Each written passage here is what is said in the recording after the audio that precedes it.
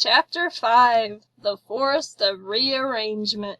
The door gave way. The realm behind Zayak seemed to fade as he stepped into the unfamiliar territory. A few moments later, Zayak escorted the group completely through the door. Simone rushed through and gazed out in awe.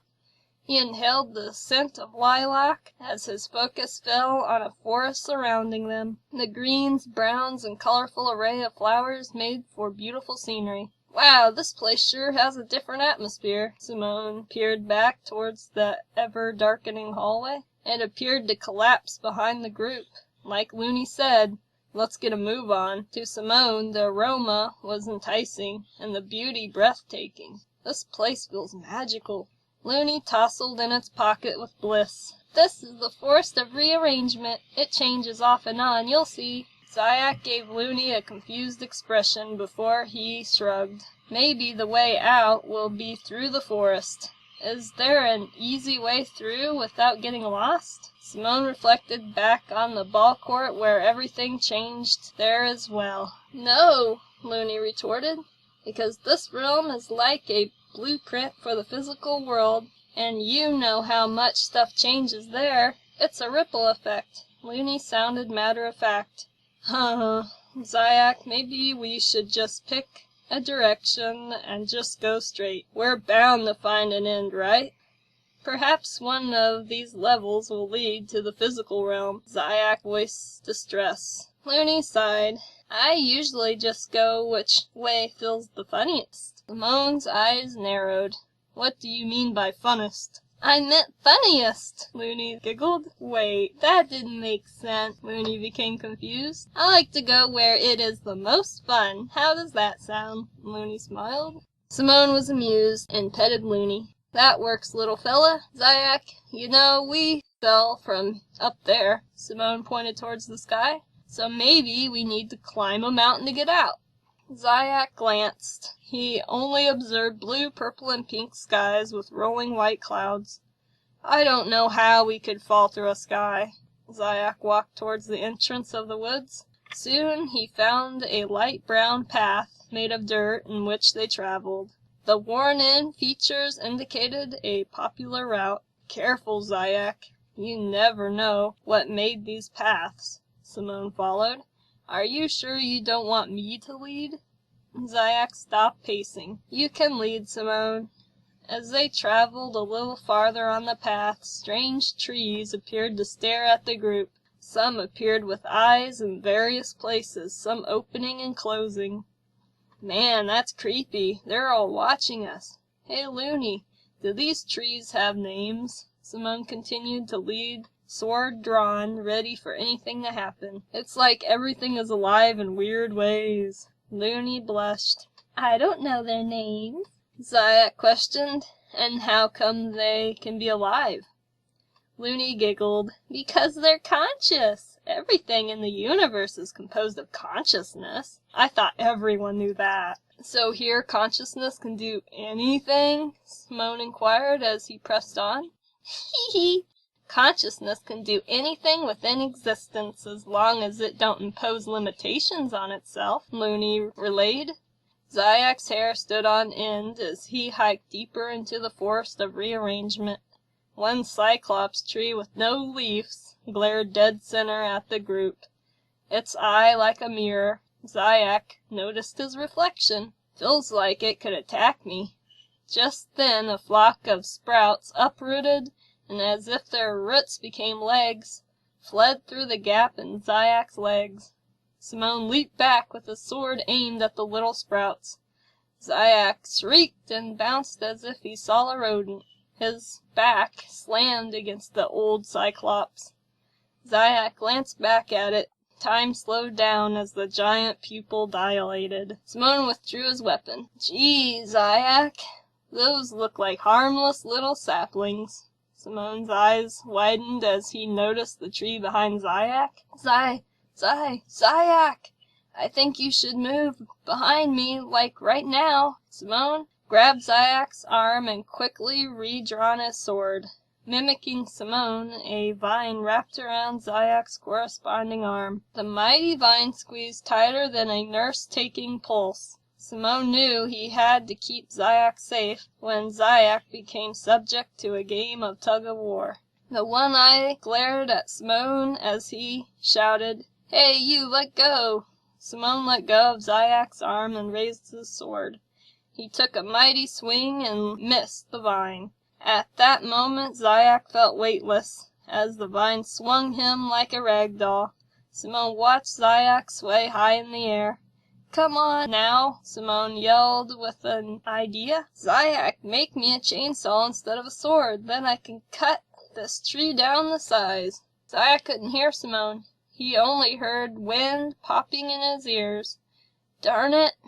Maybe he can't hear me," Simone muttered in anger. "Hey, Hey, Clopsy, old boy! Look at me! What a big eye you have! Better for me to stab you with, my dear." Simone took aim at the big eye and thrust his sword into it. More than one way to take down a tree. As the tree was struck, Maple Syrup cried from the eye injury. "Rah!" the plant screamed as it closed its eye and stopped swinging its vines. Zayak hung in the air. He could feel the vine squeeze tighter. Now he couldn't breathe. "Heh, that stopped ya." Simone withdrew his sword and climbed the vine to Zayak. "I'm here, Zayak. I'm going to get you loose." Simone started chipping away at the vine. "Come on now, let go." Then the eye opened with intense fury. It was time for revenge. The tree lashed a branch at Simone. Looney shouted, "Simone, believe you can win! Believe you can!" I believe! I can chop this vine!" Simone desperately needed Zayak freed. Zayak was turning more blue than usual. Simone felt surges of energy course through his body. As the branch flew toward Simone, he leaped over the branch.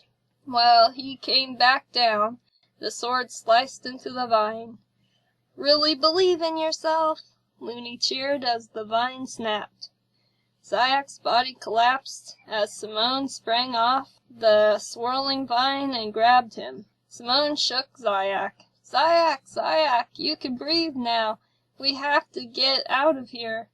Simone picked up Zayak's limp body and heaved the body over his shoulder. Zayak dangled. As Simone bolted in the opposite direction of the tree, in the distance the tree murmured.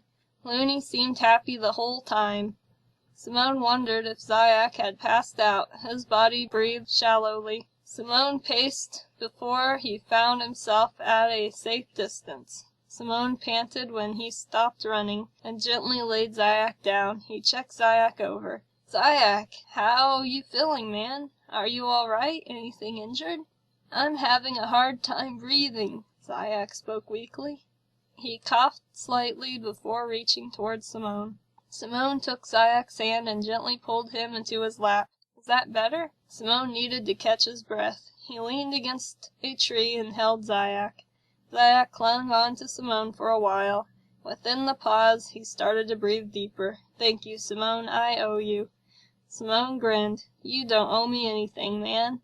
Just as long as you're all right suffices for me." Simone lightly petted Zayak's soft hair. "So are you feeling any better?" "I'm feeling better now," Zayak said with a sparkle in his eyes. Seeing the life back in Zayak's eyes pleased Simone. "All right, then. Looks like dusk is coming. You think we should camp here for the night?" "Oh, boy, I love camping," Looney celebrated. Zayak pulled away from Simone. Yeah. I guess we can camp here. Beds up here." As Zayak tried to work magic, nothing appeared. "We're camping the old-fashioned way," Looney sung. "What happened?" Simone gasped. "Why isn't your magic working out here?" "I'm not on the 5th level anymore. That's where my magic powers worked," whined Zayak. Looney wiggled in Simone's pocket. "Guess the grass shall be our beds and the stars shall be our blanket. Oh, I sure like you guys. I hope we have sweet dreams." "That's too bad." He rested on a root pillow, as he hoped this tree would be kind. "Looney did mention something about believing. Do you not believe you can?" Zayak shook his head. Of course I can't, Zayak insisted. Only in that underground place could I manifest. I don't know what's wrong with me. Looney glanced at the sky. The sky's shades turned from blue to pink and then to orange. Simone gave Looney a poke. Hey, Looney, didn't you say that in this level you can do whatever you believe or something like that? I said consciousness can do anything when it's not setting limitations on itself. However, you are right in that you must believe, because believing is the essence of creation, Simone.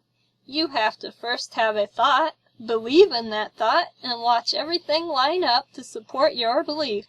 Now, if you don't mind, Looney closed its eyes. I have a date with my dreams tonight. Simone patted Looney. Good night, Looney. See you tomorrow. Hey, Zayak, that's the key. Simone burst with enthusiasm. You must first think of what you want, believe, and then it happens. Isn't that the same process you did in the fifth dimension? Simone urged himself to test his theory. We are conscious beings. Why can't we? Just don't set limitations. You're setting limitations right now by thinking, I can only do magic in the fifth. See what I'm saying? Simone sighed. Darn it, I swear I'm onto something. Simone curled and hugged the root. Off and on, Simone gazed through the leaves and watched the stars twinkle as the party dreamt.